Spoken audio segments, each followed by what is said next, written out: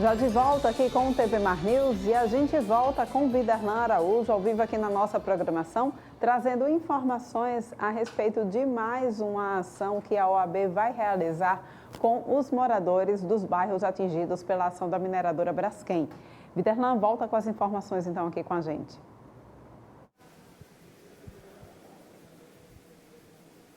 Perfeito, Porlane. Essa é uma situação que tem, pelo menos assim, levado uma certa incerteza para os moradores ali no entorno das áreas atingidas e que muitos já deixaram seus locais diante de fissuras surgidas em algumas regiões nesses 4 bairros atingidos pela mineradora Braskem. E a OAB tem se posicionado, após ouvir a participação aí dos moradores e o clamor desses moradores, através, inclusive, da Comissão Especial de Acompanhamento do caso Pinheiro, para poder solicitar das autoridades competentes e dos órgãos responsáveis também um novo estudo naquela região para apontar mais dados atualizados a respeito desse assunto.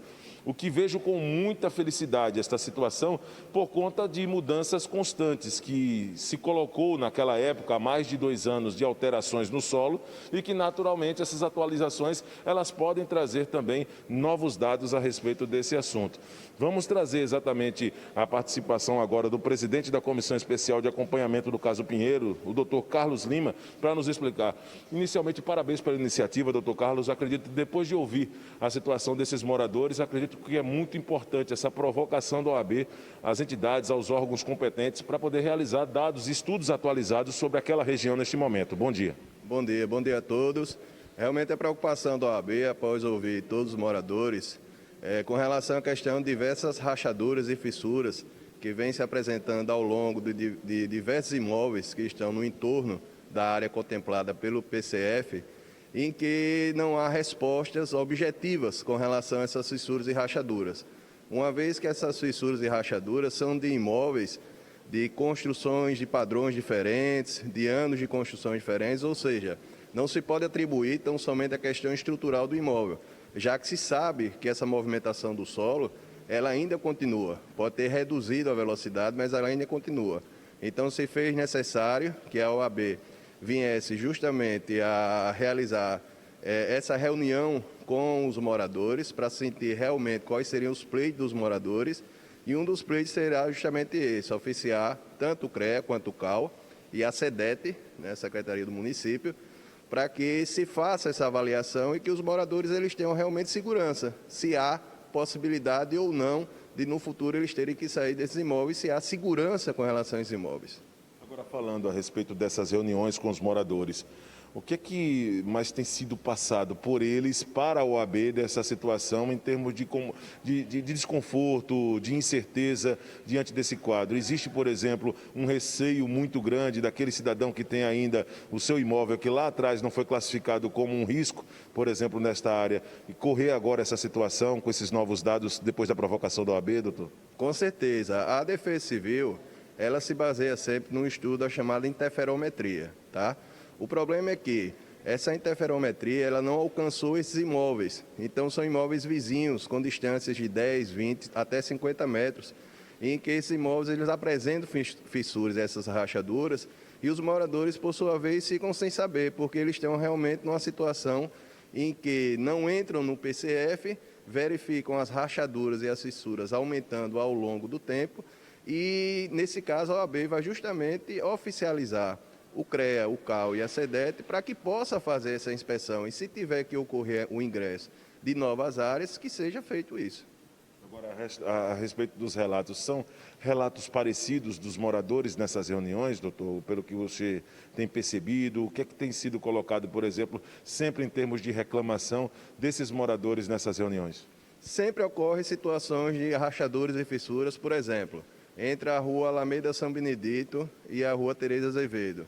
Foi feito um mapeamento de diversos imóveis, em que um imóvel, por exemplo, a cozinha ela teve que ser deslocada para a sala, devido à questão da insegurança que se tem desse imóvel, né? Então, consequentemente, faz com que haja essa insegurança por parte dos proprietários, e os proprietários a gente tem que lembrar sempre do seguinte: os proprietários, os moradores, eles são as vítimas, eles não podem ser considerados como réus, né? Quem causou todo esse desastre é a Braskem. Então, se tiver que ocorrer o ingresso de novas unidades habitacionais e novas áreas, que isso seja feito. E a OAB vai estar sempre do lado da sociedade, defendendo e brigando por isso. A importância dessa nova gestão que trouxe na sua presidência agora a comissão de acompanhamento do caso Pinheiro, pela necessidade que existe e a atenção, naturalmente, com o caso daqueles moradores, doutor. Gostaria que você falasse dos desafios e de como tem sido, por exemplo, esses entendimentos com os órgãos competentes para poder manter, por exemplo, esse estudo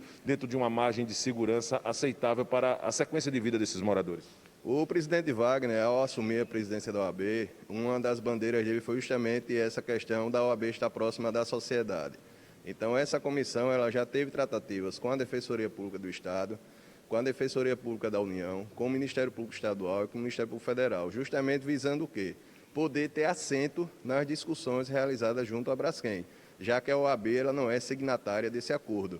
Mas entendemos que, apesar de da OAB não ser signatária do acordo, há sim a possibilidade da OAB vir assentar à mesa e vir discutir esses pontos, juntamente com a Braskem e com essas entidades. As reuniões foram bastante propositivas e eu tenho certeza que essas entidades elas permitirão, no futuro próximo, que a OAB possa vir assentar à mesa e realizar essas discussões. A princípio, o que está sendo, por exemplo, colocado é apenas um posicionamento, não é, desses órgãos, ou o que é que está sendo colocado, por exemplo, em prática no aspecto mesmo de posicionamento da OAB junto aos órgãos para um futuro, diante de uma nova tratativa, de novos acordos, de novas conversas que podem surgir? O acordo firmado pelo MPE, MPF, DPE e DPU, naquele momento, foi um acordo realmente histórico, foi um acordo bem salutar para a sociedade. Porém, ocorreram novas situações que se fazem necessárias revisitar esse termo de acordo. E justamente com relação a essa questão o ingresso da OAB é justamente para que possa vir a discutir algumas situações não contempladas no momento da assinatura do acordo. A OAB ela não é contra o acordo, tá? Mas sim a OAB ela é a favor para que haja uma situação de reanálise desse acordo firmado junto à Braskem. Agora, relacionadas a situações não cumpridas, o que é que o senhor poderia adiantar, doutor Carlos, em relação a coisas não cumpridas, a situações não cumpridas? O que é que poderia ser, por exemplo, já apontado hoje pela OAB, uma situação de prioridade, que lá atrás ficou acordada e que até agora não aconteceu, por exemplo? Não vislumbramos uma questão não cumprida, mas um ponto, por exemplo, que nos causa realmente preocupação é com relação a apenas se colocar a questão da interferometria. Por exemplo, nós temos o caso do flechal, né? Ali ocorre uma situação de isolamento social e econômico e se faz necessário que esse acordo ele preveja não só essa questão da interferometria, mas como também outros pontos. Por quê? Como é que vai ficar a situação, por exemplo, daqueles moradores que vizinho aos seus imóveis se tem escombros? Como é que vai ficar essa situação? Então, por mais que se diga uma questão de uma reurbanização, quando é que isso vai ocorrer? Será que o morador ele vai ser, nesse caso, vai deixar de ser vítima, vai passar a ser réu? Porque hoje os moradores da área do entorno, principalmente ali da área do Pinheiro, eles estão numa situação de um abandono total. A verdade é essa. A única situação que nós assim registramos de desconforto para alguns moradores que ainda permanecem no local, mas que suas áreas elas não foram classificadas como área de risco, foi a suspensão do potencial energético de algumas casas daquela região. A OAB também tomou conhecimento de algumas reclamações nesse sentido também e que precisou, por exemplo, um entendimento junto à distribuidora de energia elétrica para poder manter aquele potencial energético em uma área que não foi classificada, por exemplo, como de risco naquele momento, doutor? Com relação ao potencial energético, com relação ao fornecimento de serviços como coleta de lixo, serviços de educação, de saúde, essas pessoas elas realmente estão numa situação de abandono. E isso é que a OAB ela não pode permitir, uma vez que a OAB ela tem que sempre estar do lado da sociedade. Eu gostaria de agradecer, muito obrigado por nos receber e deixá-lo à vontade para suas considerações, para esse telespectador que nos acompanha e que hoje tem seu imóvel, né, ali localizado nessas áreas de risco, por favor. A OAB ela sempre estará do lado da sociedade e a OAB ela buscará, juntamente com as entidades signatárias do acordo, vinha tentar buscar melhorias com relação a esse acordo e principalmente trazer uma segurança para os moradores que se encontram no entorno, que hoje se deparam com uma situação: será que a minha casa ela é habitável? Será que a minha casa daqui a 2, 3, 4 anos ela vai entrar num programa de compensação financeira? E os prejuízos gerados com relação a isso? Com relação também à questão dos empresários, aqueles empresários informais que hoje perderam a sua renda, né? Então, consequentemente, em torno de todas essas situações, a OAB ela vai estar brigando para que essas questões que não foram até agora contempladas possam vir a ser contempladas e saneadas. Muito obrigado ao doutor Carlos Lima, ele que é responsável, né, presidente da Comissão Especial de Acompanhamento do caso Pinheiro, né, e dos bairros atingidos pela mineradora Braskem, Porlane. E muito louvável essa iniciativa quando se tem uma provocação para as instituições, para os órgãos responsáveis também, para trazer situações atualizadas. Até existe o comprometimento, diante de tudo isso que o doutor Carlos colocou, até para quem quer, por exemplo, vender um imóvel, mesmo que não tenha sido classificado. Quem gostaria de comprar um imóvel, por exemplo, em que a pouquíssimos metros, 20, 30, 50 metros, aparecem situações de risco já apontadas através de estudos. Então, realmente é um drama que esses moradores vivem e que vale a atenção do poder público, e a OAB tem também se posicionado nessa gestão agora que assumiu em janeiro do Wagner e, naturalmente, tem colocado, por exemplo, a sua equipe através de comissões para poder prestar apoio aos moradores dessas regiões. Eu estou ao lado do Chico Nogueira, da sede da OAB Alagoas, aqui em Jacarecica. Vou me despedindo desta edição do programa TV Mar News, mas amanhã, por Orlando Santos, teremos um novo encontro ao vivo, torcendo, claro, que as notícias sejam melhores a respeito de situações relacionadas às mudanças climáticas aqui na capital alagoana, em todo o estado de Alagoas e, por que não, no Nordeste. Até amanhã. Muito obrigada, Viderlan, pelas suas informações, gente. Olha, técnicos da Universidade Federal de Alagoas entram em greve a partir de hoje e professores da instituição paralisam as atividades por 24 horas. Eles cobram reajuste do governo. O detalhe, gente, é que a UFAL retornou às aulas presenciais nessa semana. Uma nova assembleia, tanto de técnicos quanto de professores, deve acontecer na próxima semana para avaliar o momento, de acordo com o andamento das negociações com o governo. Quem sai perdendo são os estudantes nessa história, né? Que já tiveram aí todo o período da pandemia de baixo rendimento por conta das grandes dificuldades de aula online, e agora, quando conseguiu se realizar a aula online, né? E agora, uma semana após o retorno das aulas presenciais, quando todo mundo achava que as coisas iam voltando ao normal, essa greve acontece, infelizmente. A gente acompanha agora mais uma análise do cenário político aqui no nosso estado, de Arnaldo Ferreira. Hoje é um dia importante para 70 mil servidores públicos estaduais. É que os deputados estaduais votam, aprovam, na verdade, os projetos do governador Renan Filho, que está saindo e mandou para a Assembleia Legislativa a proposta de aumento salarial de 10% para todas as categorias, exceto os policiais civis, militares e militares do Corpo do Bombeiro, que vão ter um reajuste de 15%. Isso depois de 8 anos de negociação. Aí parece que não vai ser tudo de vez, não. É escalonado. Mas vai ser decidido hoje na Assembleia Legislativa. E depois tem que voltar rapidamente para o governador sancionar, porque por conta da legislação eleitoral. Depois do dia 2 de abril, nada de aumento salarial, presentinho, pagamento de plantões fantasma, tudo isso fica impedido. Tudo isso por conta da campanha eleitoral, senão vira abuso de poder. Apesar dos deputados também se beneficiarem com esta medida, porque estão aprovando aumento salarial para os servidores, o clima nos bastidores da Assembleia Legislativa é de velório.